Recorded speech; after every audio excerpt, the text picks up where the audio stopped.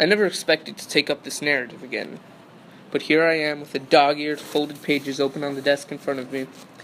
Here I am adding another 3 or 4 pages, writing in a brand new tablet, a tablet I bought in a store. I just walked into a store on Portland's Congress Street and bought it. I thought I had put finish to my story in a Shawshank prison cell on a bleak January day in 1976. Now it's May of 1977, and I'm sitting in a small, cheap room of the Brewster Hotel in Portland, adding to it. The window is open, and the sound of the traffic floating in seemed huge, exciting, and intimidating. I have to look constantly over at the window and reassure myself that there are no bars on it. I sleep poorly at night because the bed in this room, as cheap as the room is, seems much too big and luxurious. I snap away every morning, promptly at 6:30, feeling disoriented and frightened. My dreams are bad. I have a crazy feeling of free fall. The sensation is as terrifying as it is exhilarating. What has happened in my life? Can't you guess? I was paroled. After 38 years of routine hearings and routine denials, in the course of those 38 years, 3 lawyers died on me. My parole was granted. I suppose they decided that, at the age of 58, I was finally used up enough to be deemed safe. I came very close to burning the documents you've just read. They search outgoing parolees almost as carefully as they search incoming new fish, and beyond containing enough dynamite to assure me of a quick turnaround and another 6 or 8 years inside, my memoirs contain something else. The name of the town where I believe Andy Dufresne to be. Mexican police gladly cooperate with the American police, and I don't want my freedom or my unwillingness to give up the story I've worked so long and hard to write cost Andy his. Then I remember how Andy had brought in his $500 back in 1948, and I took out my story of him the same way. Just to be safe, I carefully wrote each page which mentioned Owataneo. If the papers had been found during my outside search, as they call it at the shank, I would have gone back in a turnaround, but the cops would have been looking for Andy in a Peruvian seacoast town named Las Intruderes. The parole committee got me a job as a stockroom assistant at 310, the big foodway market at the Spruce Mall in South Portland, which means I became just one more aging bag boy. There's only 2 kinds of bag boys, the old ones and the young ones. No one ever looks at either kind. If you shop at the Spruce Mall foodway, I may have even taken your groceries out to your car. But you'd had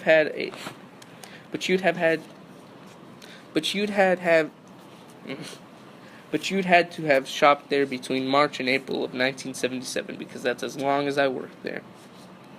At first, I didn't think I was going to be able to make it on the outside at all. I've described prison society as a scaled-down model of your outside world, but I had no idea of how fast things moved on the outside. The raw speed people move at, they even talk faster and louder. It was the toughest adjustment I've ever had to make, and I haven't finished making it yet, not by a long way. Women, for instance, after hardly knowing that they were half the human race for 40 years, I was suddenly working in a store filled with them. Old women, pregnant women wearing t-shirts with arrows pointing downward and a printed motto reading, "Baby here." Skinny women with their nipples poking out of their shirts. A woman wearing something like that when I went in would have gotten arrested and then had a sanity hearing. Women of every shape and size. I found myself going around with a semi-heart almost all the time and cursing myself for being a dirty old man. Going to the bathroom, that was another thing. When I had to go, and the urge always came to me at 25 past the hour, I had to fight the almost overwhelming need to check it with my boss. Knowing that was something I could just go and do in this too-bright outside world was one thing. Adjusting my inner self to the knowledge after all those years of checking it with the nearest screwhead or facing 2 days in solitary for the oversight, that was something else. My boss didn't like me. He was a young guy, 26 or 7, and I could see that I sort of disgusted him, the way a cringing, servile old dog that crawls up to you on its belly to be petted will disgust a man. Christ, I disgust myself. But I couldn't make myself stop. I wanted to tell him. That's what a whole life in prison does for you, young man. It turns everyone in a position of authority into a master, and into every master's dog. Maybe you've become a dog, even in prison, but since everyone else in gray is a dog too, it doesn't seem to matter so much. Outside, it does. But I couldn't tell a young guy like him. He would never understand. Neither would my P.O., a big, buff, ex-Navy man with a huge red beard and a large stock of Polish jokes. He saw me for about 5 minutes every week. "Are you staying out of the bars, Red?" he'd ask when he'd run out of Polish jokes. I'd say yeah, and that would be the end of it until next week. Music on the radio. When I went in, the big bands were just getting up a good head of steam. Now every song sounds like it's about fucking. So many cars at first I felt like I was taking my life into my hands every time I crossed the street. There was more. Everything was strange and frightening, but maybe you get the idea, or can at least grasp a corner of it. I began to think about doing something to get back in. When you're on parole, almost anything will serve. I'm ashamed to say it, but I began to think about stealing some money or shoplifting stuff from the foodway, anything to get back in where it was quiet and you knew everything that was going to come up in the course of the day. If I had never known Andy, I probably would have done that. But I kept thinking of him, spending all those years chipping patiently away at the cement with his rock hammer so he could be free.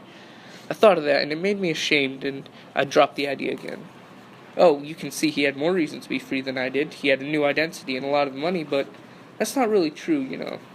Because he didn't know for sure that the new identity was still there, and without the new identity, the money would always be out of reach. No, what he needed was just to be free. And if I kicked away what I had, it would be like spitting in the face of everything he had worked so hard to win back. So what I started to do on my time off was to hitchhike rides down to the little town of Buxton. This was in the early April of 1977, the snow just starting to melt off the fields, the air just beginning to be warm, the baseball teams coming north to start a new season playing the only game I'm sure God approves of. When I went on these trips, I carried a silver compass in my pocket. There's a big hayfield in Buxton, Andy had said, and at the north end of that hayfield there's a rock wall right out of a Robert Frost poem.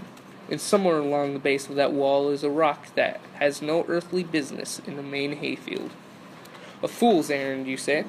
How many hayfields are there in a small rural town like Buxton? 50? 100?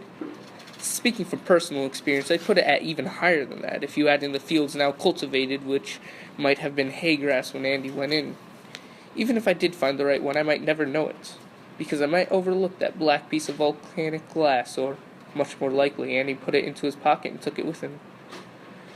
So I'd agree with you, a fool's errand, no doubt about it. Worse, a dangerous one for a man on parole, because some of those fields were clearly marked with no trespassing signs.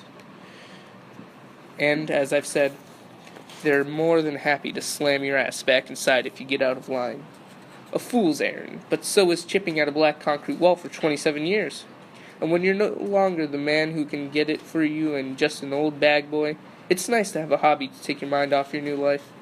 My hobby was looking for Andy's rock. So I'd hitchhike to Buxton and walk the roads.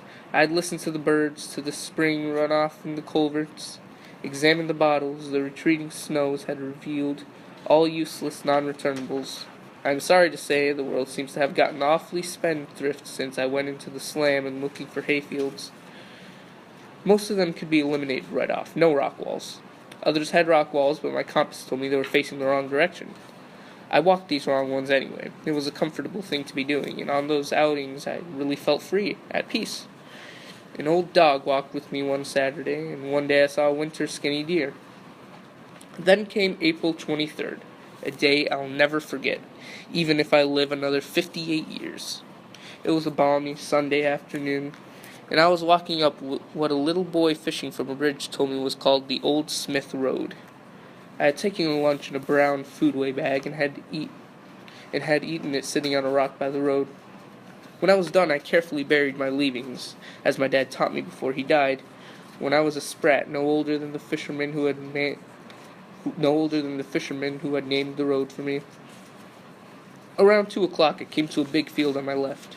There was a stone wall at the far end of it, running roughly northwest. I walked back to it, squelching over the wet ground, and began to walk the wall. A squirrel scoffed at me from an oak tree. 3/4 of the way to the end, I saw the rock. No mistake, black glass and as smooth as silk. A rock with no earthly business in the main hayfield.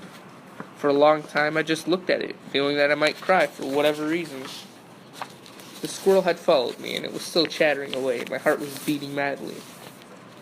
When I felt I had myself under control, I went to the rock, squatted beside it, the joints of my knees went off like a double-barreled shotgun, and let my hand touch it. It was real. I didn't pick it up because I thought there would be any I didn't pick it up because I thought there wouldn't be anything under it. I could just as easily have walked away without finding what was beneath. I certainly had no plans to take it away with me because I didn't feel it was mine to take.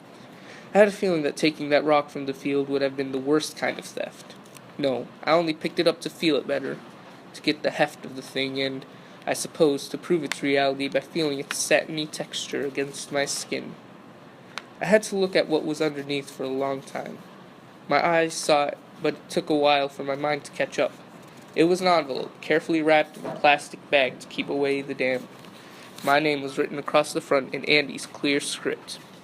I took the envelope and left the rock where Andy had left it, and Andy's friend before him.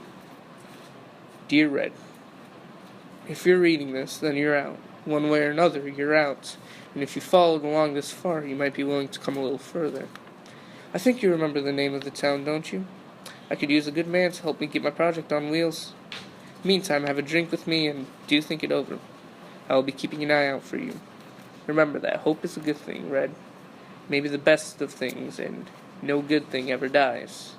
I'll be hoping that this letter finds you, and finds you well. Your friend, Peter Stevens. I didn't read that letter in the field. A kind of terror had come over me. A need to get away from there before I was seen. To make what may be an appropriate pun, I was in terror of being apprehended.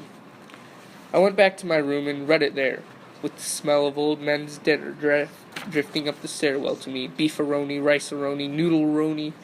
You can bet that whatever the old folks in America, the ones on fixed income, are eating tonight, it almost certainly ends in roni. I opened the envelope and read the letter, and then I put my head in my arms and cried. With the letter, there were 20 new $50 bills. And here I am in the Brewster Hotel, technically a fugitive from justice again. Parole violation is a crime. No one's going to throw up any roadblocks to catch a criminal wanted on that charge. I guess, wondering what I should do now. I have the manuscript. I have a small piece of luggage about the size of a doctor's bag that holds everything I own. I have 1950s, 4 10s, a 5, 3 1s, and assorted change. I broke one of the 50s to buy this tablet of paper and a deck of smokes. Wondering what I should do. But there's really no question. It always comes down to just two choices. Get busy living, or get busy dying. First, I'm going to put this manuscript back in my bag. Then I'm going to buckle it up, grab my coat, go downstairs, and check out of this flea bag. Then, I'm going to walk uptown to a bar and put that $5 bill down in front of the bartender and ask him to bring me 2 straight shots of Jack Daniels. One for me, one for Andy Dufresne. Other than a beer or two, they'll be the first drinks I've taken as a free man since 1938. And I'm going to tip the bartender $1 and thank him kindly. I will leave the bar and walk up Spring Street to the Greyhound terminal there and buy a bus ticket to El Paso by way of New York City. When I get to El Paso, I'm going to buy a ticket to McNary. When I get to McNary, I guess I'll have a chance to find out if an old crook like me can find a way to float across the border and into Mexico. Sure, I remember the name, Owataneo. A name just like that is too pretty to forget. I find I am excited, so excited I can hardly hold the pencil in my trembling hand. I think it is the excitement that only a free man can feel. A free man starting a long journey whose conclusion is uncertain. I hope Andy is down there. I hope I can make it across the border. I hope to see my friend and shake his hand. I hope the Pacific is as blue as has been in my dreams. I hope.